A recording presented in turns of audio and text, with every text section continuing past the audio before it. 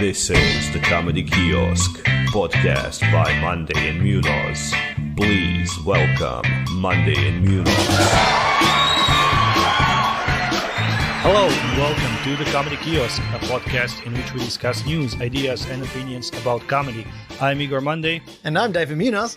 And today we have decided to discuss a topic that we called tournaments and competitions. So different ways, different formats that exist in which comics can participate and compete against each other for some prize money, for some title of the comedy champion, comedy king, winner of comedy, whatever, different ways and different structures that exist, especially since we've recently finished one such tournament, such competition here in Moscow. Before we get into that and break it down for you, if you like this podcast, if you enjoy it, and if you'd like to help us grow, you can like us, share us on any social media. You can rate us on the platform you are listening this on. And if you have some coin to spare, you can also donate to our Patreon. We would be glad to see it and appreciate any help and support you can provide. Right, so let's get into the topic proper. First, I was thinking maybe we can go through some different types of competitions and tournaments and see how each of us feels about it. And, have we taken part? Is it, I don't know, fun? Is it interesting? Would That's you always consider fun. it? It's not always fun, I can tell you that much. But yeah, I think the kind of smallest competition format that I could think of is a gong show. Yeah. So we've had some gong shows organized and we've taken part in gong shows. If you don't know what that is, it's basically a format in which usually the audience, not necessarily, but usually the audience decides when the comedian is done with his time. So they get some kind of flag, piece of paper, anything like this. When they react negatively to comedian's set, they raise that flag, comedian gets gonged, so to speak, and needs to leave the stage. And in which case you are basically competing against time, competing against other comics, against the audience. And many of those shows actually have like a winner in the end that the audience chooses, the one that stayed on stage the longest, let's say, didn't get gonged the longest. So what do you think about the gong show format? The format itself, I love it. I like it. I think there's different variations of it. I think the one that you guys were running here at Steal the Show was you wanted prepared bits where people came with their best material and competed using that.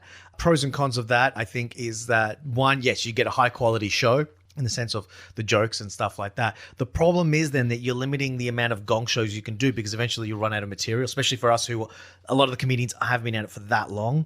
That's a problem. I remember the first couple of rounds, I wasn't really fully aware that we're supposed to come in with really prepared stuff. So I was coming up with new stuff, and actually, the first time I did it, I came up with some really good new stuff, which ended up becoming one of my set pieces. And it went great. I almost won it. And even the guy who did win it, Abed, was shocked that I had it. And even he was like, no, you should have won that one. Because it was fresh, it was new, and I got a brilliant reaction from the crowd.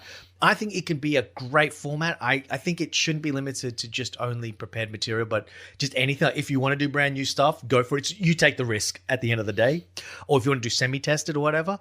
But the thing is, the big issue I have, like when I did that round, that first time I did it, loved it. Also because we had a group of students, university students in the front row. A lot of them were immigrant, actually, like as in expat groups. A lot of them from studying medicine from Nigeria.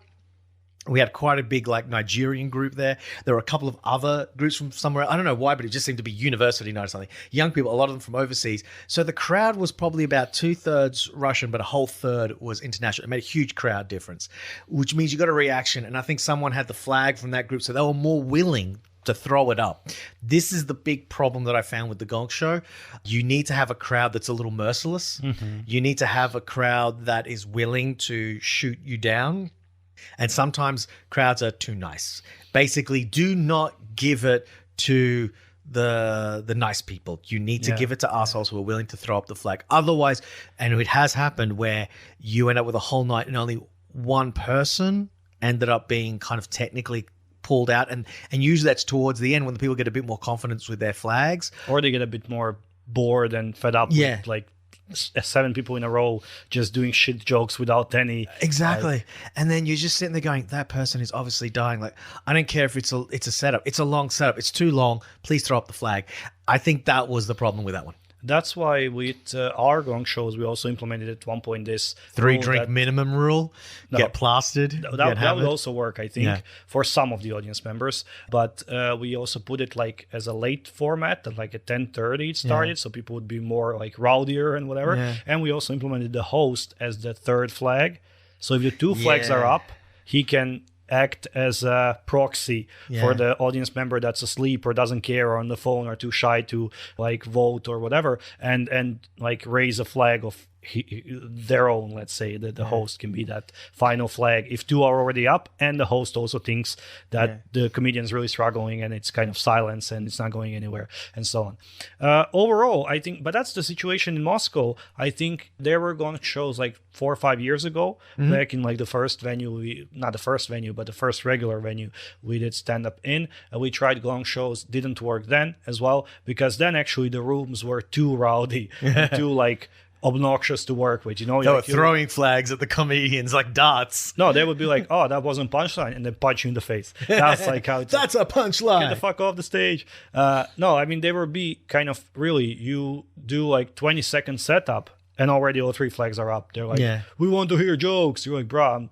you know, that's not how." Yeah. So I mean, there were 2 up for it because in that place, almost always, many people weren't there for stand-up. Many people were there just to be dicks. Many people were very drunk by the time the show started and stuff like this. Here, with this second iteration of gong shows, it was more like, there were people who were kind of afraid and shy to do it. There were people who didn't understand the format. There were people who were at the stand-up show for the first time in their life, and now they have to like raise a flag, or not even raise a flag. Maybe we wouldn't choose those people to be the judges, but they have to like endure this completely foreign new format for them and stuff like this. It just kind of didn't click with the audience. As for performers, we didn't put this rule that you can't use new material, but we just try to emphasize on the point that it's not an open mic, which it wasn't, because it was a paid show, first of all. Second of all, it's in your interest to not to like try some new jokes, but to win and to like compete and stuff. But the thing is to try the new jokes to see if they work. See, I was doing it as my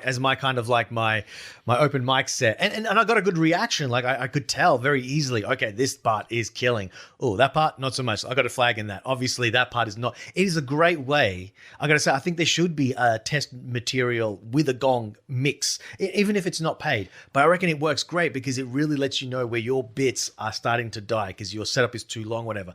When that flag goes up, and some comedians I noticed even perform better. They made their bits tighter and shorter. The moment they saw that flag, there's that Kirill guy, not our regular Kirill that we talk about, but the other one. The irregular Kirill. Yeah, that's irregular Kirill. That is his name. All right. In his passport, it says the irregular Kirill. And I remember like one flag went up and you could see him like, oh, okay, and he started like making punches. And then the second flag went up, and actually he was getting more intense, and you could see this almost passion there, and it looked awesome. It was fantastic. And then it took a while, but then finally the third one went up. He was like, "Fine, you've made your decision." And he was so dramatic about it. It was brilliant. He got applauded off, even though he actually got gonged off. He did well. I would say the first part of this point that you made was, I would say, quite subjective, as you took it as an open mic, as you usually can't make our regular open mics. And this was like a weekend show that was kind of open mic-ish that you could make. Second of all, you're doing this for like 5 years or something, 6 years. So I think you can write a new bit and it's not absolutely shit. Right, you know what I mean? Like you can write a new bit and already plan the tags, the punchlines, the pauses and stuff, and be fairly confident that it is going to work. But there were people who are coming to these shows that are doing stand-up for like 2 months. And they come in with completely new 7 minutes. I mean, like that's not, you're going to get gonged, or at least you should get gonged. But then since people are too nice, but this you is get the problem to do your there. complete 7 minutes. That's what I mean. That's why the show ended up feeling very weak and lacking overall. But I think in general, this concept that you are being judged by the audience. You're not only like, okay, the organizer or whoever gave you 10 and you're doing 10. So if you want to come with new 10, if you want to like, if you don't prepare, if you forget the jokes, if you're drunk, whatever, you're still going to get those 10 because that's the arrangement. No, the audience, once they're done with you, they're done with you. I think it's a great way to let's say, to be put in your place. Yeah. Because I've seen it on some comics that have been doing it for like several months or several years even. And they've been doing it without any repercussions. You know, like every time they come to an open mic, they have their 5 minutes. That's an open mic. Every time they come to some like showcase show, they have the 10, 15. And it doesn't matter if they bomb the first 8, they save it in the last 5, maybe, whatever. And that's it. They never had any punishment for their crime. But, How dare you? Take a whole minute to do a setup without any laughs? Get the fuck off my stage. punishment. But yeah, now Take him to the gallows. even if they didn't get gonged, like if they had 2 out of 3 flags in the air, Yeah. they're like, Damn. people didn't. There are some people didn't like that. That's what I mean. That's what I loved about it, because the moment you see that one flag, you're like, oh, fuck. And I remember the second round, I can't remember what bit I did, but I saw a flag go up for me and I was like, fucker. Damn, really? Yeah, yeah. Seriously? That bit was not. Wow. Okay. I got a bit of dead air there. It's a humbling experience. It is. It's a little bit, even if you made it all the way to the end, seeing one flag go up makes you go a little bit like, et tu, Brutus? Yeah, Really? exactly. They could have. And there's your mum going, get the fuck off stage. You promised to wash dishes. Yeah.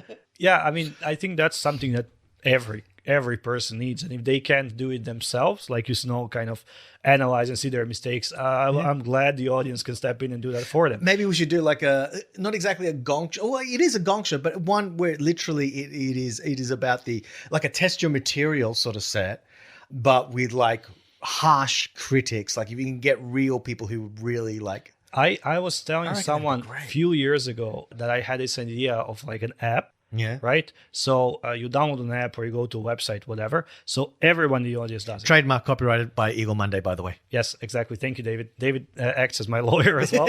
So the idea is, so let's say it's an app or a website, whatever. You see the name of the comic, Yeah. David performing now, David, Yeah. right? And once the set is over, the numbers unlock, so you can only vote after the set, and you can give 1 to 5. After the set of each comic, you can give 1 to 5. Yeah. And then the when everyone has voted, the number appears, the average number appears like on the screen or something. Yeah. So I you think it should see- be like a week thing. At the end of the week, you get the feedback. No. as a comedian. I think it's better like instantly, because you see like out of those 50 people in the room, from 1 to 5, your average score is 3.7. Yeah. Which means like, okay, overall you've done well, but you haven't killed and you haven't like made them like proper left. You get like 1.7. Oh shit! I'm bomb. This material is not good, or I should be like friendlier. I should be more kind of approachable. I should be something. You get 4.9. Yeah. Okay, my mom is there, so it's not a perfect score. But you kind of, I think for at least for some training purposes, it could be like, obviously in real life, like why would audience? Only if you can like win a free beer if you vote or something like this. It's a very complicated mechanic. But I think for actually evaluating your sets and audience satisfaction with the show and stuff. And so if out of 10 comics, 7 got 5s, then it was a great show. But if 7 got 2s, then the audience didn't enjoy the show at all, because they, so it's kind of a objective rating system, whatever. I think it'd be cool if you could upload, like have an app where you could upload, copyright David Munoz, upload a set, like something you've recorded, right? And the app would basically, people just watch your sets, and similar score, like 1 to 5, but you alter it while watching the set. So you have like a slide that you push up and push down. I like this, I didn't like this. Yeah, so it's like, oh, getting good, I'm pushing it up. Oh, I don't like this, I'm pushing it down. Like it's getting boring, down, down. More boring, down, down. Punchline sucked, it goes down a whole notch. And then like you can, and it's almost like you get a finger like emoji or something that's pushing it up, pushing it down the slider. And it gives you like a graph. And then once enough people have seen your sets, like it gives you the average.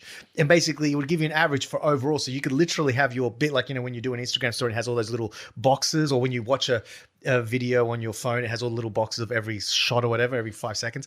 But there would be a rating system. So it actually has a graph where your little worm goes up and down and all the rest. And then it would average it out compared to others. And you can basically go, oh, so overall here, I noticed that my numbers really drop at the 5-minute mark. But at the 7-minute mark, it really kicks up again. But then it drops again and then it goes up. It's like, obviously I've got some weak spots. I need to really tighten this part in the middle or get rid of it. And this part here needs a little bit more tightening. I reckon that'd be great as a feedback sort of app. Copyright David Munoz. When I watch my bits, my little worm always goes up and down. But I think in theory, it's a very good idea for like analytics of, I think comedy needs basically analytics. it's analytical form, yeah. But I don't know who would be engaged enough to actually do that, and how would you get people to. But we copyrighted it, so it's ours. So one day when it appears, and if I just got to learn how to use Linux. If we see someone else do it, we're gonna sue. So don't do it. Anyways, let's move on to the next one. Money Mike. So basically, one evening, comedians competing to win a cash prize. Yes. I have not done one, actually. I really want to, though. And I know the group at Jimmy Jack's, they do it with Adrian Nero. Like they do this setup. I really want to do it. I think it's a fun sort of a thing. I think what's positive, what's great about it is because it's done as a standalone single night. It has no real big repercussions as such. There is no title as such, except for you just won it that night. You can win multiple ones in a row or lose multiple ones in a row and then win one and then lose and then win and then whatever and hodgepodge. But it is that satisfaction for one. Secondly, I think what's great about it is the audience attention and cooperation in a sense, because I think sometimes what can happen in a comedy show is that because they can go for an hour and a half, some people, they lose interest for a little bit or whatever. This one keeps them engaged. I think, audience engagement is what I'm trying to say. It really gives them the idea of, okay, I want to listen to each comedian and really give my proper applause at the end or give my honest feedback. So I think that's great. But at the same time, it's not overly important as such, you know what I mean? And it's fun. And I think that's the thing, because it's a weekly thing. It's not so serious that it's actually just a very fun thing where people, hey, so you have a bad night or you're performing and you showed up maybe with a little bit of a hangover. You're not like, oh, it's not as formal or professional as such. It's a bit more fun. It's a bit more, just a good time. I think it depends. The one you're describing is kind of, as I understand, the audience does a clap off, and then the winner takes, I don't know, like half of the donations or something like this. I mean, you don't really win any real money and you don't really get any real feedback. It's just like, Oh, it's a bit of fun. Yeah, it's just fun. It's just fun. That's what I love about it. But there are open mics where it's like, I know there are open mics, money mics in Russian where you can win kind of the equivalent of $1,500. Well, in that case, then I'm sure people will take it a lot more seriously. So, it's like one evening, I don't know, 15 comics, and the winner takes like a monthly salary, right? For example. So I think the stakes are higher. You're not just there for a bit fun. I gotta learn Russian, and stuff like this. So I think it just depends on the show itself. But in general, I think I haven't done it either. I would like to try, maybe for fun, but I think it's not something that I would do regularly, just because I would feel. I don't think like a whore. You'd feel like a whore, Igor. But that didn't stop me from prostituting my body. No, I think like, I don't know, if it's kind of a gong show or something, right? So you're getting judged by the audience based on your material, and that's fine. If it's a longer format that I want to discuss next, like a tournament kind of thing, right? You have chances to redeem yourself. You have like a strategy to play. You can, which material are you going to use? Who are you up against and stuff? And this is like a one-off, and it's mostly, like, let's say that you've just mispronounced the word or something like this. And this can like cost you the money and the title. But if it's good money and stuff, I would just end up, every time I lose, I would end up hating myself for losing. If it was like due to some kind of mistake or something like this, or due to, due to audience just being, someone went on stage and said poo-poo 7 times and they're like, haha, poo-poo. And they just, that's why he wins. I was like, come on. But at the same time, the good thing is that next week is a new week. Like next Friday is another Money Mike. So, all right, better luck next time. He can't go back with poo-poo. Or, chances are he's not going to use poo-poo again. Oh, that would eventually get tired and people will come back and be like, wait, it's the poo-poo guy again. I'm not giving him the vote this time. And then you have a chance. Or he becomes the poo-poo guy and everyone loves him and knows him and he always wins. He can get his own fucking poo-poo sitcom then. God damn it. Poo-poo special on Netflix. Yeah. But I mean, if it's for like $20 and whatever title of the best of the evening, sure, bit of fun. If it's like real money, if I have a chance to win amount, like monthly salary amount, and I lose it because I haven't said poo-poo enough, I would be like, oh man, well, it's just like, I feel like it would be a lot of stress on myself, and it would feel like, because I do comedy mostly because I really enjoy it. It's kind of a way to love my job. I earn money and whatever, but I also love it. But in that case, I think it would stop being something I love. It would turn into something I must do to win this money. And whatever way I can find to, I don't know, undermine my opponents or to like whatever, pull a hack and say poo-poo 4 times, stuff like this, I should do. I think it would kind of, even eventually turn comics against each other. If it's a substantial amount of money, I'm saying, like, I wouldn't want that. Like, I don't know. I know I've done best, for example, in terms of audience reaction. But you, just because you're a native English speaker, you win. And then after the show, I kind of hate you for winning, but I don't really hate you. We're friends and I love you. You know what I mean? So, like, I would just, because of that format seems to me a bit like I wouldn't want to take part. I would like to try, but I don't think it would be something that I would do regularly. I think for me, I just wouldn't take it as seriously, though. I mean, unless there was, even if there was a huge cash prize, I mean, maybe I would, but at the same time, you'd have to go in it with the idea of, hey, look, sometimes, you're just not going to win it, no matter, even if technically you might think you're the best, or you might fuck up and mispronounce a word or forget to do something and it'll mess it up. But in that case, you're going to have to say, well, just shrug it off and next week, better luck. You know what I mean? Fair. There's always, you win some, you lose some. Exactly. All right. And the other type of format, and it's the one that we've been doing in Moscow here for like 4 or 5 years now. And it's kind of my brainchild, this format. And we've taken it from like a small, I think on the first one we had maybe 10 participants in 2 weeks, up to like 26 participants and 5 weeks of shows nowadays. A tournament in the style of like Last Comic Standing that was on American TV, won by Amy Schumer famously, and that kind of stuff.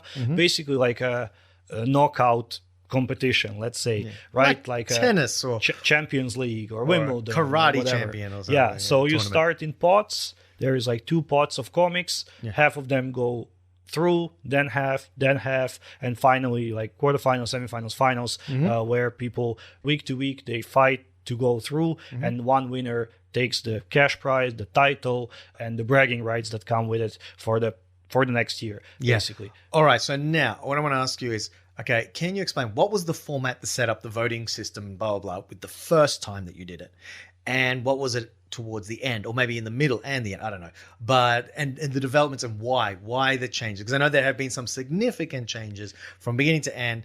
Yeah. So the original idea that I had was let's give people a chance to practice, to compare. And that was actually, I think, an important factor, to compare to others, just in terms of like, how do my 10 minutes look compared to yours? And like how quick, how witty, how like snappy and stuff it is, and to actually prove to themselves, to others, that they can do longer sets and stuff like this, plus to win something. So the first one was, I think, 2000, maybe 16, and we had, I think, 12 people actually applied, not 10, I think 12 people. We divided them into 2 pots of 6. 3 went through, then we had 6, and then we had 3, and then we had I'm misremembering it. Anyways, in the finals, we had 2. Yeah. We had 4 in the semifinals and 2 in the finals. And then they were doing like 15 minutes each. And the winner got the cash prize, which was then like 10,000 rubles, which has lost value since then. But even then, it wasn't great money, but it was much more than you would get paid for any English stand-up show in Moscow at that point. Basically, you got paid. Yeah, you got paid. You won something if you were good enough. And I think in total, you needed something like maybe 20, 25 minutes of material. We decided on this rule that you can't repeat jokes. Yep. So if someone would come, audience would come, and I think it was 3 weeks actually, like 3 weeks, 3 evenings, like kind of qualification, semifinals, finals, something like this. So you can't repeat jokes, just so the audience doesn't hear the same thing over and over again, and you come with your closer every time and win it, like a strong joke. And there were some kind of arbitrary rules on basically like don't go over time and stuff like this, but nothing was imposed super seriously. Then after this first one, people started complaining like, oh, you said we should do 10 minutes, but that person did 12, and in those 2 last minutes he squeezed in 7 more punchlines and got a big laugh, and that's how he won, and things like this. So we started paying attention to some like finesse to that competition, to some details. Also, we did the whole tournament with a clap off, so audience would clap until last round. I think until finals, we put it on our Facebook. Facebook was quite big. That was my round, actually. I think it was the second time you held the competition. You started bringing in the double vote. The first time we did it definitely as well, but I think did single vote. Only for the finals. There was a thing on Facebook where you could create a poll. So we opened a poll like exactly at the time that the show finished. From Facebook, I opened the poll like who do you vote for to win the competition? And they could vote online, and that was only kind of to Well, basically, because first of all, we had a situation, 40 people in the room and they're clapping for both, and it's really hard to decide and this kind of stuff. So we were like, okay, it's going to be online. People are going to vote online. Then, of course, people complain like, oh, what if I send a link to 20 of my friends that don't even live here and they were not at the show, but they just vote for me and stuff like this. So for the next version next year, we decided to implement the voting with like a little piece of paper. So you just write a name and put it in the bucket of the person you choose. So for the qualification, you would vote with a clap off. Later on, you would vote with a piece of paper. You write the name of the person you support. We increased it, I think, to 18 comics then applied. Like we had 2 pots of 9 and additional round, I think quarterfinals we also introduced that year as well. Then the year after, we introduced double vote. Yeah. So you could now vote for 2 people. Person you vote for first gets 2 votes. Second gets 1 vote. Why? Why was that implemented? Well, because the year before that, we had finals where 3 people were in the finals, and one person brought 46 friends out of like 70 tickets we sold. And it was just, no matter how bad he did or whatever, he just wins by default on a technicality, because he just says the majority. It was like a popularity contest, which is always was a part of that. Like you always need to get the audience on your side. But basically, this person just invited people who they just stood there for an hour and then vote. They were not even into stand up or there to see anything. You know what I mean? Yeah. It was just like votes, just easy votes. So we were like, okay, we got to give people an option to vote for their friend, but also vote for someone who they really liked, someone who was very funny. If it's the same person, then vote someone who was next, in your opinion, second funniest.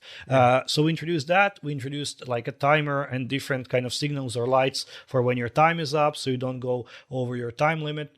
But the thing is, like you said, so with the 2 votes, how are you going to avoid the popularity? But explain it to the listener, because I think they might still be like, but you're still voting. How would having 2 votes hopefully help that situation? Well, Decrease the bad part. Year number 3 is when we introduced this system of double vote, and how it worked and how it helped was, during the finals, or for the finals, one of the comedians that made it to the finals had a birthday on that same day. And he was planning on having a birthday party right after the show, because the show finishes around 11 or whatever. So he invited, again, like 30, 40 of his friends, and he was like, come to the show, then we're going to go and party at a bar next door for my birthday. Yeah. And to stop the thing that happened the year before, we added this 2 vote option so that they could vote for their friend, but also for the second person. So their friend would get 2 points, the second person would get 1 point. But we would think that, okay, in a room of 80 people, if 40 people are his friends, they're going to vote for him. But then other 40 people... So he gets 80 points. For example. But then other 40 people will vote for whoever is the funniest, or for their friend who's another person. And that person will get those 40 votes or 80 votes, right? Plus the 40 votes from the friends of the... basically, like, you know, if you kind of do the maths, it would, let's say, ensure that the funniest person wins. And at that point, it was also 3 people in the final. So it wasn't just 2. Otherwise, you could end up with a complete 50-50 split. Yeah, it was 3 people in the finals. And also that year, we've added a panel of judges. Yeah. So 3 judges would also, like the organizer, the host, and another organizer, would also add 10 points each to ensure that, and they were kind of, let's say, objective arbiters of the tournament, and voting not solely on like the performance itself. Well, we would count. I was on that judge panel that year. We would count the punchlines, the applause breaks, everything, to make it like actually kind of statistics. So there was a criteria. Yeah, but also like how well you did just overall. You know, like how because if you do 15 minutes and you have one punchline in 7 minutes and one punchline in 15 minutes, people might vote for you because they just remember those 2 things. But we kind of took into consideration the whole set and stuff, you know, how it was built, how it was performed. Anyways. What would you expect it from a professional angle? Yeah. So that's why we added those things. And I think they helped because that year, for example, that the the performer that had the birthday in France didn't win. Another guy won. So it made it kind of more fair and more honest, I would say. So yeah, and then the year later, we mostly kept that structure. And this year, we just finished it a few weeks ago, and we mostly had that same structure again. So basically, the idea is to, again, give people a chance to participate, to compete, to be pushed and motivated to write new stuff, to compare it to other people's stuff. It's also a way of just like challenging yourself. It's a way of earning some money if you win it, getting some exposure, just for us as well as organizers, it was a way to see some new talent, to get some new people in, maybe people who never, because we always open it for everyone. You don't have to be like an experienced comedian. We had 1 year, I think third year, we had a guy who applied. He's never done stand-up before. He did like some music and stuff. He performed before, but he's never done stand-up before. And he came to like semifinals. Yeah. So like, even just to get some fresh blood, to get some new talent interested in this, if there is a chance to win some money and get some exposure and stuff. So that's the general idea. So you've taken part 3 times or 2 times? 3 times. 3 times. And twice you've reached the finals. Yeah, well, I made the semis the first time I tried. And the next times I tried, I made it to the finals, So you made semis on our second year. Yep. You made the finals on our third year when we had this birthday 2-vote system and everything. And you've made the finals this year as well. Yes. This was our 5th time we were doing this competition. Like we rebranded the name and stuff a bit, but still basically the same thing. So regarding this year, not to go like too deep in the past, regarding this year, and I was supposed to take part as well, first time, because I was always organizing and hosting these shows, and I wanted to challenge myself to take part once and to actually try it firsthand. And I got food poisoned the day before my qualification round, and I couldn't do it, so I ended up like hosting and organizing anyways. But you took part, and from your point, like what was your strategy and what was your what was your whole opinion and idea on how it will go? Where did you see yourself like reaching which round, which level? And now after it's all done, what's your what's your opinion? What's your feedback on this whole pitching 26 people against each other and stuff? Well, one, what strategy did I have? That was to assume that I have a strategy, which I did a little bit, actually. I did. It wasn't, I didn't strategize like the whole plan, like, okay, if I get to the finals, I'll do it. But there was a bit, like I knew what bit I wanted to do for the finals because it had been my strongest bit that I'd been doing for the last half a year, whatever. So I thought, I'll save that to the finals because now I have been doing stand-up for, oh God, I always get this wrong, 5-6 years, whatever. I've got quite a bit of material now that I can come back to, and even older stuff that I may have not done in a while, I can rejig them or redo them, kind of update them. Now, the big thing, though, that I was planning, because the other problem was that I didn't have food poisoning, not as bad a situation as you, but I did get a new job just as the competition was starting. I had to start a new job. So did I. You're not special.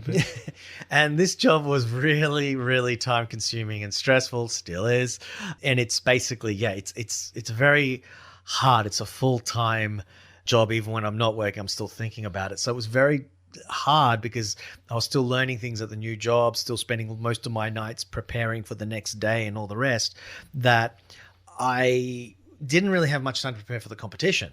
So that also changed my strategy a bit as well. What I ended up doing was I also had to think about the audience. And I think this is what I did well for most of it, except for the end. The part is, for the first round, the bits that I did, I believe, were about Russian food. Why? Because I knew that the audience was going to be predominantly Russian. So basically, I was doing the very cliche, as we've discussed before, cliche things of how to get, because with the first round, actually, it's probably it's the easiest round to get knocked out, I think. So hence, you really have to actually come in with a really good material. I think a lot of comedians make the mistake where they're like, I'm going to save good stuff for later. You actually got to start with some really good stuff. Maybe not your best, but you've got to start with some good stuff to make sure you get through that first hurdle. This I would argue, because from like years of, again, organizing and hosting these shows and seeing how it usually goes down, I would say that, so now we have 5 rounds. Just for the listener, we have qualification. I mean, actually we have 4 rounds. Yes. We have qualification pot 1 out of whatever number of applied comics, 10, 12, 13, whatever, half go through. So let's say 6 out of 12 go through. So we have 2 weeks, 2 weekends with those qualification rounds. Then the 6 from each pod that went through are now 12 in the quarterfinals, 6 in the semifinals, 3 in the finals. Yes. Right? So I would say in the first round, and it happened this year again, as it happened every year before, each pod was quite mixed. Yeah. There were, let's say, 5-6 experienced comics and 5-6 inexperienced comics. Some who appear like just for this tournament. There are some comics who always perform in Russian, never in English. There are some people who don't perform at all. They just come to try this tournament. So I think going through in the first round, that was my strategy, which never came to life, sadly, but kind of winging it in the first round. Because it's clearly, you can get knocked out if some like rookie does like some like newcomer does really well. We did have a couple of them. And you do really bad. Yeah. But this is on you then. Because if you're not good enough to wing it, then don't wing it. Then prepare and use your raw material. But if you're actually like, I think you are quite experienced, and only with your like, with your eloquent speech and your body movement and stuff, like you could kind of wing 5 minutes of some material just to get through. And so that was kind of my strategy. I think first round is not so hard to go through. I would say 2 like clinical rounds where you really win it or lose it are the quarterfinals and semifinals. So quarterfinals, you have now 6 winners from each pot. So you have the good 6 out of each qualification round. So now it's again 12 people, 50% gets cut, and you have only 5 minutes to do your best. So I think that's the crucial one. I think that's the hardest one. And the second hardest one is semifinals. Because in the semifinals, then you have 6 people left, but those 6 people are there either because they really can't. Because if someone came there by just randomly killing their 5, they will not be able to do. And also the time basically is you do 5 in qualification, 5 in quarterfinals, 10 minutes in semis, and 15 in the finals. So those open micers have already done 2 5s. They've probably done 2 of their only or best 5s. And now they have to do 10. So they're not going to be a threat, but others also everyone's a threat at this point because it's only 6 people. So I would say that's first round you could have winged it, but I think you went with quite a strong. The Russian bit, I think it's quite strong for the Russian audience. It's a very good set. And also the other thing that I was going for, because I have noticed some people, even if you do later on, maybe you don't have a crash hot round. If you become someone's kind of favorite, or things like that, they might be willing to at least give you that secondary vote that you were talking about. They might go, okay, so that person did the best, but this one, I know they can do really well. They might give you the sympathy second vote. So that's the other thing as well. So I started off with a very strong set at the beginning, and with the Russian food, and that really gets them on side, and I think I did very well. Now, with the second round, I know I slightly disagree with you. I agree and disagree. Some people, they have 2 really good sets, but those that have managed to get through, and I found that a lot of those, especially those ones who come in, they've never done it before, those that make it through to the second round, the thing is they don't have another 5 minutes, or it's a week of 5 minutes. It's not as strong as their first one because they've also banked on their let's hit them hard at the beginning. So what happened was, for example, there was one guy who was very good in the first round, really good, but he'd never done it in English before. He's predominantly a Russian comedian. He's won the Gong Show, the Russian Gong Show. I met him. He was really good. His first set was just like, it was just good. It was good. And I was like, damn, this guy's like, the black horse or whatever, or the wild card. Like, this is great. Second round though, not as strong. I mean, he was still good, but you could tell he didn't quite have it there, and it was because he didn't have it in English like all the second half there. So I think in that second round, you can start seeing them dropping off, sort of thing. So for that one, I did my bit about cats and dogs. I think there's like 2 polar opposites there, and I think that's my strategy was to go against those 2 philosophies. First one was go like guns blazing, all your best material in the first 2 rounds to get that sympathy, to get through, to be able to compete later and so on, because some people have made those mistakes as well. They like a really good experienced comic gets kicked out on the first stage because he's using some weak material, hoping he's just going to go on. He's going to wing it through. Yeah, and he didn't. On the other hand, there were people who did their best stuff in the beginning, then they reached finals and had nothing to say. Or semifinals or whatever. So like my strategy was to keep first and last round, like at least focus on the qualification and on the finals. I would focus the most on quarterfinals, semifinals, like the middle, because I think you need to get them in the middle.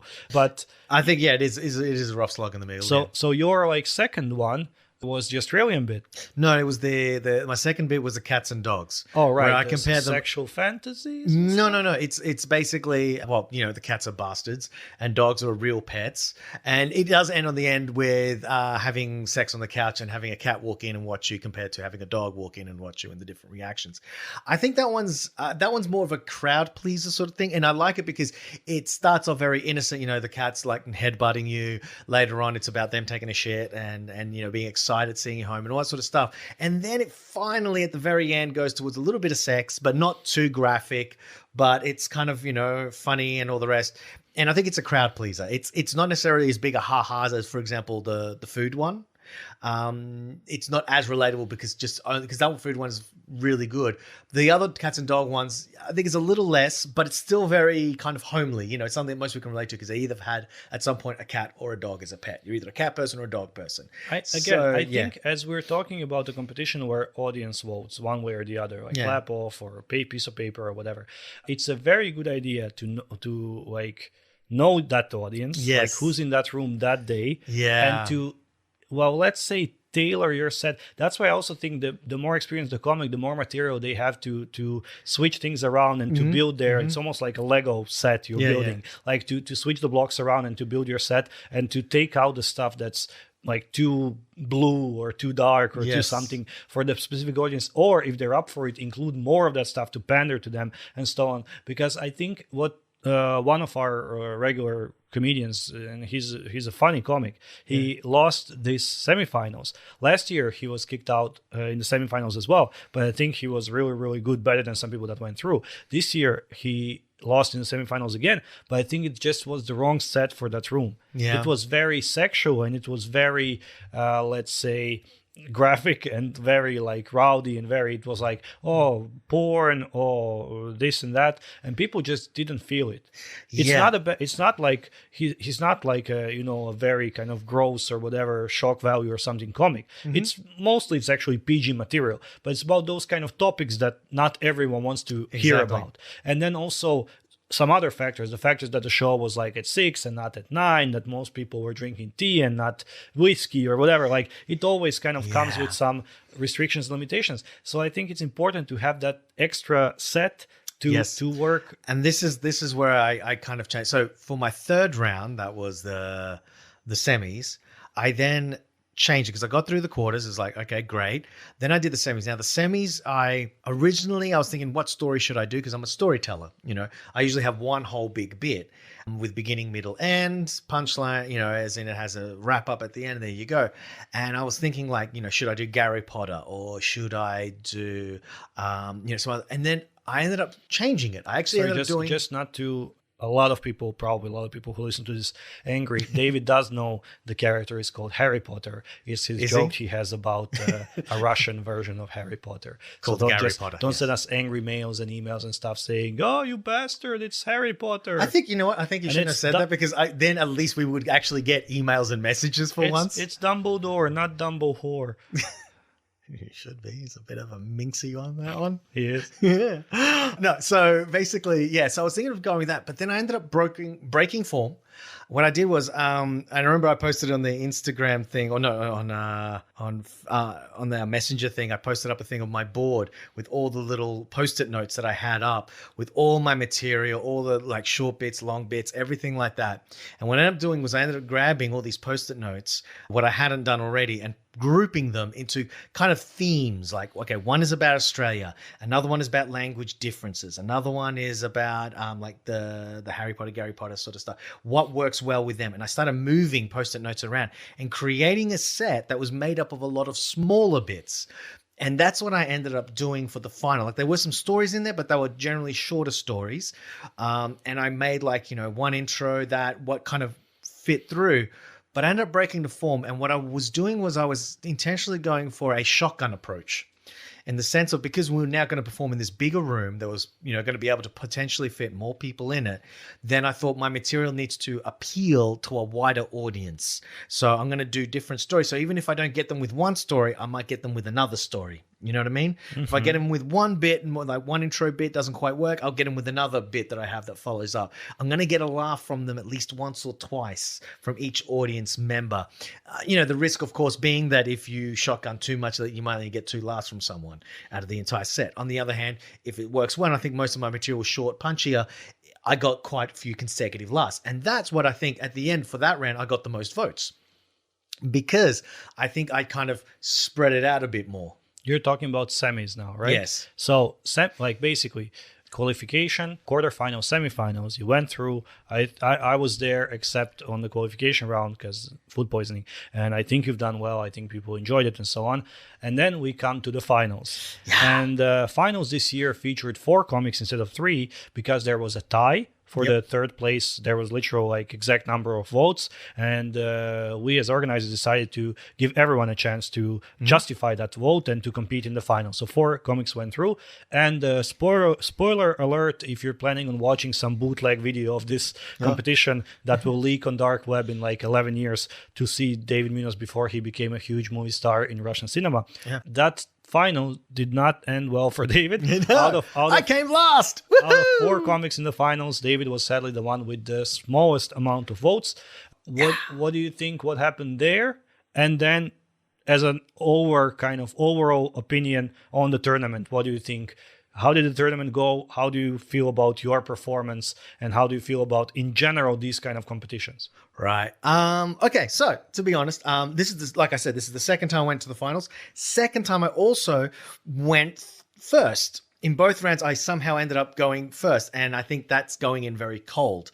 Of course, if anyone knows who's performed and things like that for comedy, going in first is the hardest position because, as you said before, with the competition, the host is not actually meant to do any warm-up. You're not supposed to warm up the crowd. You have to do it yourself in a way. This is a thing that we decided when you asked about the history of the competition a bit. After the first, I think, tournament, we decided this because I was hosting the first tournament, right? And I was doing crowd, in the beginning, I would do some crowd work and then some material. And then I would invite comic number 1, do a bit material, invite comic number 2, do a bit of material, invite comic number 3, for example, right? Yeah. And then we finished the show, and people were like, I didn't vote for anyone because, you guys were all the same. I think you were the funniest. I'm like, I was the host. I'm not participating. They're like, yeah, but I wanted to vote for you. I'm like, no, you can't. So just to kind of, not to give people anything to compare with. I mean, anything in terms of, because especially for the host, there's no stakes in it. So you can be more relaxed. You can try out some older stuff, newer stuff. You can play with whatever because you're not being judged. So that's why I think it's kind of, it wouldn't be fair for the host to also do material. And then they remember that, especially because that's the first jokes, the first material they hear. Then they would kind of compare every next comic to that material, work or not work. Yeah. So that's why at some point we just decided that the host warms up, explains the rules, and brings out comics, but does not do material. Yeah. So that was so that means so when you come first, yes, it is difficult. It's a cold room. Secondly, it was a big room and it was literally a cold room. You could see people were sitting there kind of a bit uncomfortable. It was a very cold weekend in Moscow. It was minus 21 or something that day. And it was a 7 p.m. show. So it was the first show. Yeah. The room hasn't warmed up properly yet at that point because the whole place opens at maybe 4 or 5 p.m. So it takes them a while. Yeah, sadly, it's a big room. It's a spacious room. There was nothing happening before, and the actual temperature, the atmosphere was cold, but the temperature was cold as well. Yeah. So the whole thing was a very, very difficult beginning there. The other things I would say is that we've discussed it before. It's a very big room as well, like you just said. The ceilings are very high. And the people are very spread out in this room, which means while I was performing, I noticed I would get a laugh on my right and one in the middle. Those laughs normally in a smaller room, like when we did the first couple of rounds, they were in the other room they had, which is much smaller. The people are right next to each other. When one person laughs, it has a ripple effect. It passes on. Here, you could hear one person laugh and even their partner on the same table. By the time it hit them and they would barely sputter a chuckle. Now you could say, well, maybe because I just didn't find it funny. But I think it's like we were saying before, it can be very isolating. Like when you feel like there's no one else around you, you tend to be a bit more introverted. You mentioned earlier like an example with a couch. And like 3 people sitting on a massive couch is different than, for example, 5 people who've been squished onto the couch. When one starts like bouncing and laughing, it just... I think it's that effect of when you're watching even the funniest like stand-up special or comedy movie or whatever at home, the best you do is like, ha. But when you're watching in a cinema, you'll laugh at the actual jokes. Yes. Because when you just at home with your friend or with your wife or with your kids or whatever, you're just gonna, ha. But when when everyone is laughing, you're also laughing out loud. Yeah. It's that kind of effect. There is even a scientific kind of documentary that featured Jimmy Carr as a host, where they actually researched and tested many of those premises, and they got people like same jokes, same comic, everything. When a person is watching alone, they don't laugh. When they're watching with a group of people, they laugh out loud. Yeah, it's literally a thing. So yeah, exactly. So I think that also had a massive impact, and I think a lot of the comedians, I walked off stage, and the other 3 looked at me like, damn, like, are you all right? I'm like, ah. And then the next one to go on, Mumsy, who's a very experienced comedian who actually won it the year before, he did his bit and it was a struggle. Even he walked off and was just shaking his head, looking at me like, holy crap. Like even he struggled to pull it off. The winner, Michael, like, you know, he went on next. And like he got like more consistent laughs and things like that. But I think also another factor is that myself and Mumsy really helped warm up the crowd at that point. We had really been working the crowd. And the room actually warmed up a bit and stuff, since there were actually like 80 people or something. Yeah. So, and the heating was on longer. And so people actually kind of finally relaxed a bit more. You could see them. They got to sit more comfortably. They weren't so rigid. So I think Michael kind of was in that peak spot, and his set was good. Like it's not to say that he didn't deserve to win. He definitely prepared it well, and he had a great set. And I, you know, really happy that he won. And then Aramek came in after me, and he also had a really good set, and he had some great ideas, and I do like watching him. So, you know, they definitely, I thought, in my opinion, they were like the 2 top ones, like well prepared and things like that. But it was hard. Even Aramek, when he came up, he was like, man, I've got 7 definite laughs in that set. I got 3. He was just like, what the hell happened? I'm like, yeah, man. Like, so we were just like a bit shell-shocked, I got to say. I think we were all a little bit shell-shocked from that one. And the thing is, and the mistake that I think that I made, that I've learned, the lesson I learned, is I need to prepare multiple sets. I think what I did in the semis was the right idea, and I should have done either the same for the finals or something similar, in the sense you need to prepare multiple sets. Twice now I've managed to go first. The set that I had was about a prostate exam. It's a long story, my usual format, and it's been going gangbusters for the last 6 months to a year. It is absolute killer. I know it works brilliantly. I get so many people. Even after this show, when I came fourth, I was the loser. I still had people out of the blue, like people who were in the audience, they tracked me down to send me a personal Instagram message to tell me that they loved my set, they thought I was the best, and they were surprised that I didn't win. And they said, oh, we thought your bits were original. They're so, you know, so evocative, and like I really felt every moment, like you took us on a whole journey, and beautiful stuff was written. But I came last. I didn't get the votes. And the thing was, that bit, I think, as a beginner, from a cold audience, not the right thing. I think it's a little bit too much. I think and this is advice that you gave, which you've said that you've noticed a lot of us make, we don't warm our own crowd up because you can't do it. We need to do it ourselves. And I think that's the part where I went in straight into material, and it was a bit cold. They were still sitting there uncomfortable and everything. I would say your mistake, second time in a row. You did exactly the same time last time you were in the finals. Mm-hmm. You prepared one long story. So once you are 3, 4, 5, it's a 15-minute set in the finals. Yeah. Once you are 3, 4, 5 minutes into that story, you can't now, well, first of all, you prepare that. Yeah. So it's really hard to just improvise and rearrange your set on the spot, on the stage, with the spotlights in your eyes and microphone in your hand. Yeah. Second of all, basically, you know how the set goes, you know where, but you're both feet in. right? You jumped into that. So you committed It either to that. goes really well or it's going to die. So it happened exactly the same 2 years ago or whenever it was, 2 years ago, when you were in the finals as well. You had that like one, then it was, I think, sexual fantasies. That's also like a long 15-minute bit. And like after 4 or 5 minutes, it became very apparent that they're not into it. But you couldn't, at that point, you just go with that set because that's the set you prepared. So and both times I think I got them back towards the end. Like they were like, oh, okay, we're getting into this. And I got to say, I still got the massive laugh at the end. I still got the big laugh. Well, it wasn't as massive as usual, but I still got the big laugh at the end. I think by the end they were on board, but it took a long time to bring them back. Warm up and setup. Yeah. But I think also that's the part of, and both of those times you went first as well. Yes, and that's what I mean. I need to have multiple sets with ready. A very long, elaborate story that also takes, for our audiences, we talked about this before, it takes also some time to just calibrate their brain towards like English comedy, English language, first of all, and then also comedy, like how to understand some wordplay, puns, translations, whatever. So, and it's easier to calibrate when you hear like 10 jokes in 2 minutes. You're like, okay, now I understand what the joke is. Entertain me more. But when you hear a long story slowly setting up over the course of 3, 4, 5 minutes, they're more likely to just fall asleep than to like, okay, I'll keep paying attention. It's gonna get there. You know, like they're not like in it for the I gotta say, the reason why that bit's good is because it has a lot of little punchy bits all throughout it.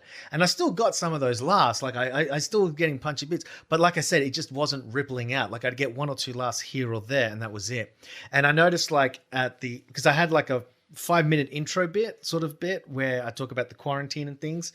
That bit, I think I rushed it too much. And this is a problem of mine. I got to say, this is where I have learnt that I'm still amateur.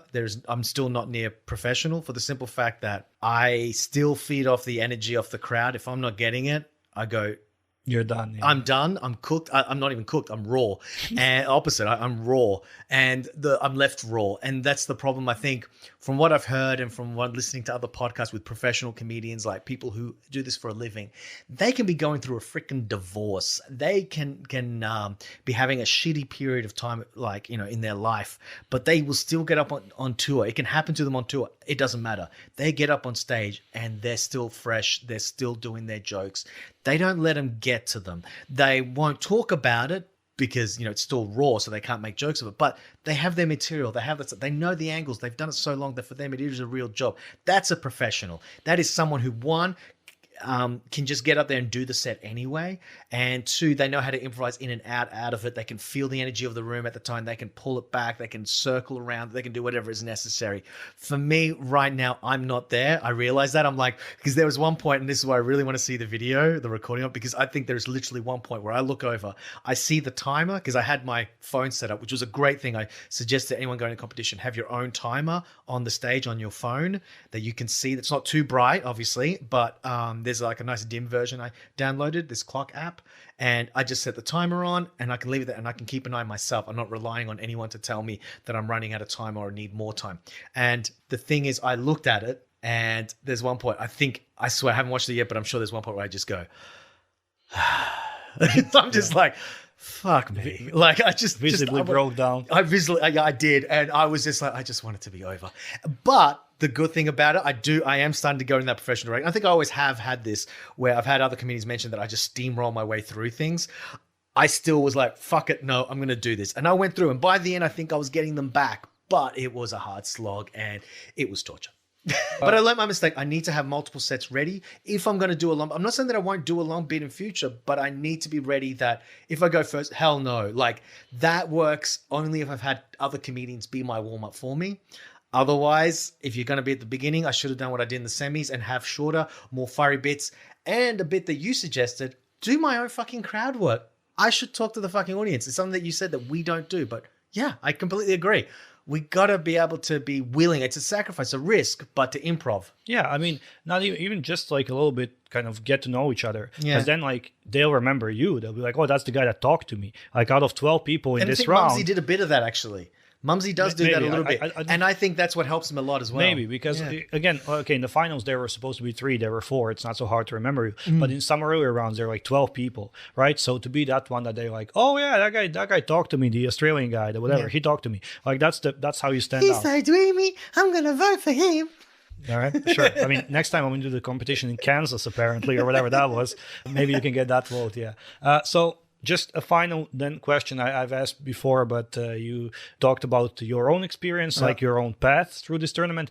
Overall, what do you think about this kind of long-lasting tournament, like a cup, like a knockout cup tournament format? You've done it now like 3 times. You've been in the finals twice and so on. What do you think about this format, and what do you think about this kind of competitions? Why did you take part? What's good about them? What's bad about them? What's your... Okay. Pros and cons, like with everything. The pro is you really get to work on this material. It's something that you get to really go into competition. You tighten up your bits. It gives you that goal, as you were saying, as we've said before in previous podcasts about, knowing your motivation and things like that. It gives you a reason to tighten your sets rather than just personal satisfaction, because you're going for that competition. It also helps you, like for me in that quarterfinal, like rearranging bits, like kind of go, okay, this can work with this and blah, blah, and trying something new in a way. And it worked great. So I'm like, okay, I should do that more often. That's good. It gets you to compete against other comedians, that rivalry, that thing. It's fun to know that, someone who is quite good, like if they're like, oh, you son of a bitch, like, damn, that was great. You're like, yeah. So that's a lot of fun and all that. So I really reckon that's really great. The only downside is sometimes the audience members, in the sense of they might show up for the first rounds and they don't come again, or they're coming only for the finals, or they come in just for the middle bit.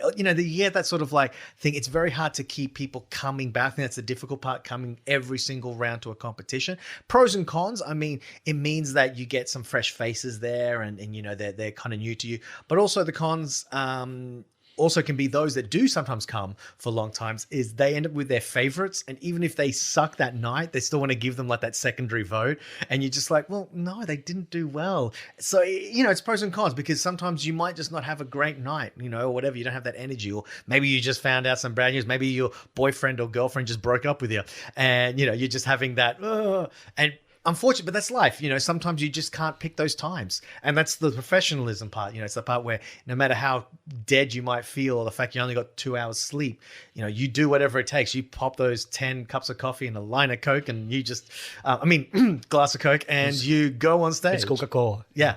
And so I would say that's kind of cool. I always look forward to them to a degree, but I also know they're quite time consuming. Not just I know for the organizers as well, it's very time consuming, but also to organize and have like those guest comedians that come in while you're counting the votes and all the rest. Also know it's hard for sometimes the comedians, because they might have other things going on, and like what happened to me, just timing. Damn, it's a commitment. It's a 5-week, in our case, 5-week commitment that every Saturday you'll be there if you manage to go through. Yeah, and I was actually worried that I wouldn't be able to be there, because I got my holiday and I had a few days, and basically it just turned out that it was cheaper for me to go to Madrid on the Sunday than it was on the Thursday, because there was another flight on Thursday, and going there earlier was more advantageous for me because it was for a visa. It's for work. That's the important thing. So I was actually really close to having to message you guys and go, sorry, I'm out of the finals, which wouldn't have been too tragic because of the fact that you would have then been down to 3. Threw in the towel anyways. So. Yeah, but yeah, so I was a little disappointed that I didn't, that I sucked so badly in the finals. But as everyone keeps reminding me, I did come 22nd out of 26 comedians, so I didn't suck completely. And the last set I did do well. I did do okay. Like I don't think anyone bombed. It just felt like that. We all just walked off stage going, we're like, it wasn't that bad, man. I promise you, man, it wasn't that bad. Yeah. Am I still bleeding? A little. Well, as a person that has, again, always organized and hosted, and this year I wanted to take part, and it was like a personal challenge, because I also wanted to do it with completely new material, so nothing I've ever done before. I wanted to like just basically bench all of that and write new stuff. So I wanted to, it would also be for me a platform to create new. I think you need 35 minutes during the you have 35 minutes of stage time. You don't need necessarily 35 minutes of material. That's why I said I don't know why no one did any crowd work or anything else. You just went from second one to final second, just material straight up. But I would of course mix and match with like crowd work, because that's also my thing. I like to talk to people. I like to improvise. But yeah, 35 minutes of stage time, I think for me that would mean around 20-25 minutes of new material. I wanted to challenge myself to see how far can I go with like just writing new stuff. And at the end of that, either I would win, which was not a priority for me, or I would get good new 20 minutes, which would be good thing. Plus, I wanted that competition element. I've never taken part, and I think it's also fun to just, as a kind of a friendly competition, to be like, I'm better than you. Like, you got kicked out, but I went through. There is no bad blood there. There is no like kind of, I don't think someone is a lesser comedian if they made it to quarterfinals, but not to finals. Whatever. Different room, different people. It could all be different. But, just kind of, it's a personal, just pride or achievement thing. When you go through, you're like, yes, I am good. People do recognize my talent and work and stuff. So that's why we keep organizing it, because I think it's a nice way and platform for people to acknowledge that and understand that and see that for themselves. So that was all regarding our tournament that we had here in Moscow, Champion of Comedy. We do this every year annually. So maybe if you're in Moscow at some point next year, you will see it live. Or if you are a comedian and there are some competitions in your town, in your city, on your scene, if you're taking part, let us know what you think about them. Did you ever win any? Did you take part or anything like this? And thank you very much for listening, and we'll catch you for the next ep. All right, I've been David Munoz. And I'm Igor Monday. Good night. Goodbye.